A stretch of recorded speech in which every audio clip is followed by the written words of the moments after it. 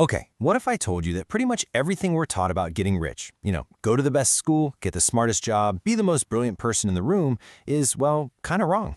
Today we're going to dive into Morgan Housel's incredible book, The Psychology of Money. It makes this wild argument that financial success has very little to do with how smart you are and everything to do with how you behave. Let's see exactly what he means. To really get this, let's look at a real-life financial puzzle. We've got two guys. On one side, a janitor. No financial training, no fancy degree, nothing. On the other side, a Harvard-educated finance executive from Merrill Lynch. One of them ended up a multimillionaire, and the other one went completely bankrupt. Any guesses who was who? So first up, meet Ronald Reed. This guy lived in rural Vermont. He spent 25 years fixing cars at a gas station and another 17 sweeping floors at JCPenney. He lived a super quiet, simple, and incredibly frugal life. To his friends and family, he was just a humble guy whose biggest hobby was chopping wood. But then, when Ronald Reed passed away in 2014, this humble janitor suddenly made international news. Why? Because he left behind a fortune of over $8 million.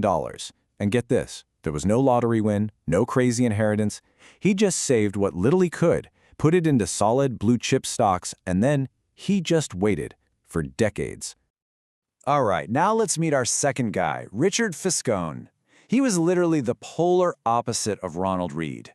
We're talking a Harvard MBA, a top exec at Merrill Lynch, a guy so successful he retired in his 40s to focus on philanthropy.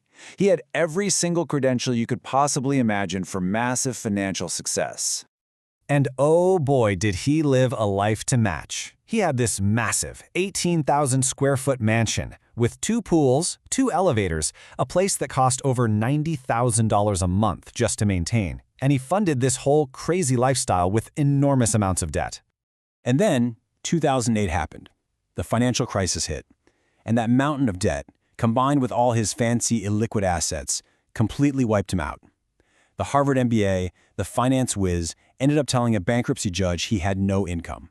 He lost everything. So this just begs the question, right? In what other field on planet Earth can someone with zero training, zero connections, and zero experience so massively outperform someone with the absolute best credentials in the world? It's almost unimaginable, but the answer reveals the book's big secret. And here it is. This is the key idea. Financial success isn't a hard science like physics or chemistry. It's a soft skill. Ronald Reed won because he mastered simple behaviors, like patience and living below his means. Richard Fiscone failed because, for all his knowledge, he gave in to greed and took on way too much risk. Your behavior matters so much more than what you can plug into a spreadsheet. So, if behavior is the key, what's the most important behavior of all? Well, let's move on to our first big pillar and see how this works using maybe the greatest investor of all time as our case study, Warren Buffett. Now, we all know Buffett is a genius at picking stocks, but Housel argues that's not his real superpower. His true secret weapon, the thing that really made him a legend, is time. The guy started investing when he was just 10 years old, and he's still going strong in his 90s. And check this out. This is where the power of time gets absolutely mind-blowing. Buffett's net worth is over $84 billion.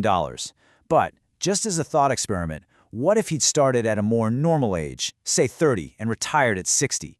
His net worth wouldn't be $84 billion, it would be about $12 million. That's 99.9% less. Just let that sink in for a second. Almost all of Buffett's money was made after his 50th birthday.